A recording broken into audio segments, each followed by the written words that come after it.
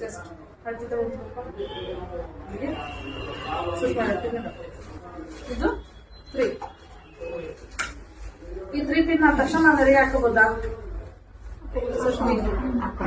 ಹಾಕೋಬೋದಾ? ಹಾಕೊಂಡು ಇಷ್ಟು ನೀವು ತಗೊಂಡ್ಮೇಲೆ ಮತ್ತೆ ಇಷ್ಟು ಗ್ಯಾಪ್ ಯಾಕೆ ಇಲ್ಲಿ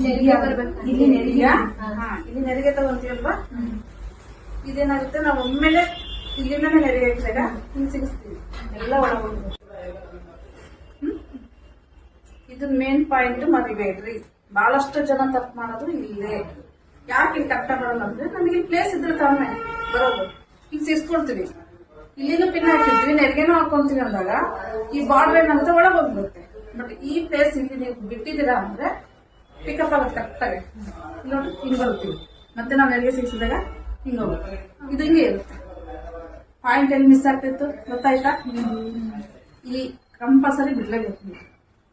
ಈಗ ಇದು ನಮಗೆ ಈ 2 ಪಿನ್ ಮೆಜರ್ಮೆಂಟ್ ತಗೊಂಡ್ಕಲ್ಲಿ ಅಲ್ಲಿಂದ ಅಲ್ಲಿವರೆಗೂ ಮೆಜರ್ಮೆಂಟ್ ತಗೊಂಡಬೇಕು.